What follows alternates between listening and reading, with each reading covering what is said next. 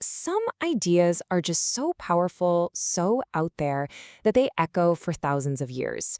Today, we're diving into one of the biggest of them all, Plato's incredibly detailed and honestly pretty shocking plan for a perfect society. It's all laid out in his masterpiece, The Republic, and it asks some of the toughest questions imaginable about how we should live and, maybe more importantly, who should be in charge. It all kicks off with one central, game-changing idea. And there it is, the bombshell that starts the whole conversation. For Plato, this wasn't just some clever line. It was, in his mind, the only real solution to the political chaos and mess he saw all around him. He truly believed that unless you could unite real wisdom with actual power in the very same person, society was just doomed to fail. It's a huge claim, and what's wild is how much it still resonates today, right? So, to really get where Plato's coming from, you have to picture his world. We're in ancient Athens, a city that's just been worn down by war and constant political fighting. This was a place where all the old traditions were starting to crumble, and these new kind of cynical ideas were popping up, challenging everything people thought they knew about right, wrong, and how to run a city. And then this happens. This one single event becomes the trigger for everything that comes next. For Plato, seeing his mentor, Socrates, executed by the state, that wasn't just a tragedy. To him, it was the ultimate proof that democracy, a system where the masses, who he saw as mostly uninformed, held all the power, was a complete and utter failure. How could a system that sentences the wisest man in the city to death possibly be the right one? He would spend the rest of his life trying to answer that. This personal tragedy really forced Plato to tackle a much, much deeper question, one that, let's face it, we still argue about today. Is justice a real thing? Or is it just a nice word the powerful use to keep their power? And that's the question that kicks the whole thing off in the Republic. Through the character of Socrates, Plato basically walks around Athens and stumps everyone he meets with this simple but impossibly deep question. What do we actually mean when we even use the word justice? And this is the brutal, cynical answer he gets from a character named Thrasymachus. Thrasymachus basically says, all this talk about morality and doing the right thing is just a big scam. He argues it's nothing more than a set of rules invented by the people in charge to keep everybody else in line. I mean, wow, that sounds like an argument you could hear on the news tonight, doesn't it? So here's the bottom line. Plato felt that if Thrasymachus was right, if justice is just a power game, then society has no moral foundation at all. It's just a free-for-all. To save civilization from, well, completely falling apart, he felt he had to prove him wrong. He had to build a case for what real justice is from the ground up. And that brings us to Plato's legendary solution. See, he figured if the big problem is that rulers always act in their own selfish interests, then the solution has to be finding rulers who don't really have any self-interest to begin with. Or at least, their main interest is truth and knowledge, not money or fame. And this led him to a pretty wild conclusion. The only people who are actually fit to rule are philosophers. So how does he get there? He uses this brilliant analogy. He says, look, trying to figure out what makes a person just is hard. It's like trying to read tiny letters from far away. So he says, let's do this instead. Let's first design a perfectly just state, the individual writ large, where all the principles of justice are big and easy to see. Once we figure that out, we can just shrink that model back down and apply it to a person's soul. And for him, a just person is one whose reason is in charge of all their other passions and desires. And this chart shows his model perfectly. Plato believed the soul has three parts. You've got reason, your logical side. You've got spirit, which is your ambition, your courage, your drive. And then you've got appetite, all your basic desires for food, money, you name it. So he maps these directly onto his ideal society. The producers, the business class, they're driven by appetite.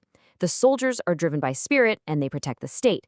And the rulers, they're guided only by pure reason, and they govern.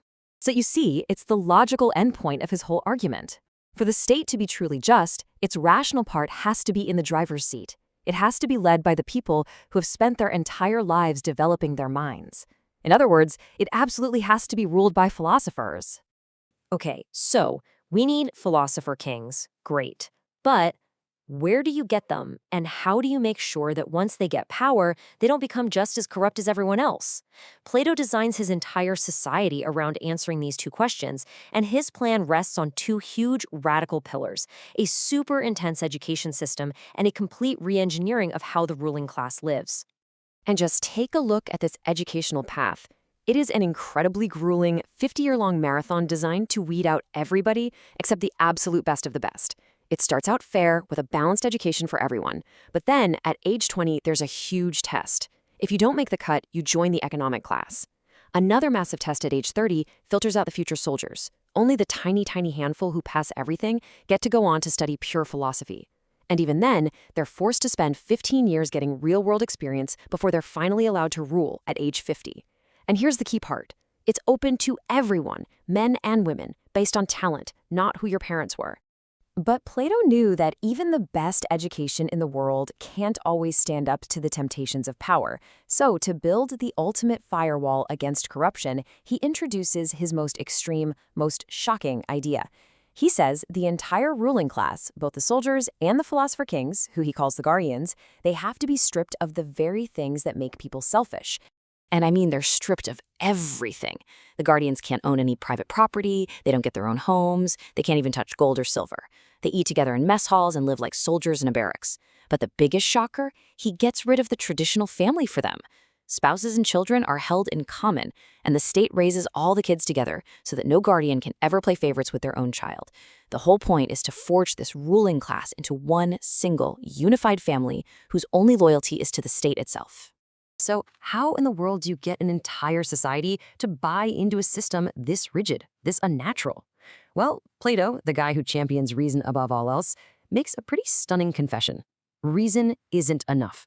He says to keep the whole thing stable, the state needs a powerful, unifying myth, a story he calls the noble lie. So the myth goes something like this. All citizens are brothers and sisters, born from the very earth of their state. But when God was making them, he mixed different metals into their souls. For those destined to be rulers, he mixed in gold. Into the souls of the soldiers, he mixed silver. And finally, for the farmers and the craftsmen, he mixed in bronze and iron. Plato argues the story, this divine lottery, will make people accept their place in society. They'll believe it was determined by God and nature, not just some random accident of birth. So after all of that incredible world building, we finally get Plato's real answer. Justice isn't about power or what the strong want. Justice is order. It's a kind of societal health. It's this perfect harmony where the producers do their job, the soldiers do their job, and the philosophers do their job, and nobody meddles in anyone else's business.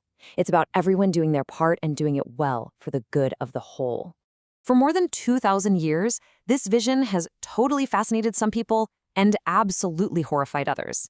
On the one hand, it's this dream of a world without corruption, without incompetence. But on the other hand, it sounds like an absolute nightmare of state control. So which is it? Is this a utopia? Or is it the first blueprint for tyranny? Well, let's break it down. I mean, the arguments for utopia are pretty powerful, right? Imagine a society actually led by the smartest, most moral people. A place with true equal opportunity, where political corruption is basically impossible. Sounds pretty good. But then you look at the arguments for tyranny, and they are just as chilling. A class system that's almost impossible to change, total state control over your family, your life, even art. And the whole thing is propped up with propaganda, with individual freedom being completely sacrificed for the state. And that really leaves us with the final, haunting question. Plato offered us a solution to all the chaos of human society, a world of perfect order, perfect stability, perfect harmony. But that perfection comes with a huge price tag. And the question he leaves for us all these thousands of years later isn't just whether his perfect society could actually work, it's whether we'd even want to live there if it did.